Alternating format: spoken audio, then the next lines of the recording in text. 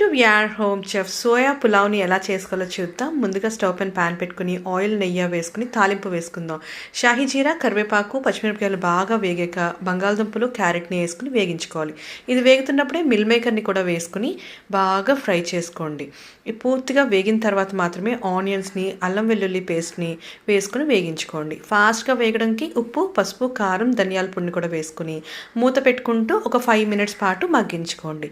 ఇది పూర్తిగా మగ్గింది అన్న తర్వాత మాత్రమే దీంట్లోకి ఒక పెద్ద టమాటోని ఇలా ముక్కలుగా కట్ చేసుకుని వేసుకుని మూత పెట్టుకుంటూ కుక్ చేసుకోండి. డ్రైగా కుక్ అయిన తర్వాత ఆల్రెడీ నానబెట్టుకున్న బాస్మతి రైస్ని 1 కప్పు వరకు దీంట్లో వేసుకుని 5 minutes వరకు ఫ్రై చేసుకోండి. 5 minutes ఫ్రై అయిన తర్వాత 2 cups ఆఫ్ వాటర్ని వేసుకుని కొంచెం గరం మసాలా, కొత్తిమీరని వేసుకుని సాల్ట్ని చెక్ చేసుకుని మూత పెట్టుకుని 2 విజిల్స్ వచ్చేంత వరకు కుక్ చేసుకోండి. ప్రెషర్ మొత్తం పోయిన తర్వాత ఒకసారి బాగా కలుపుకొని మంచి థిక్ ఆనియన్ రైతాతో సర్వ్ చేయండి.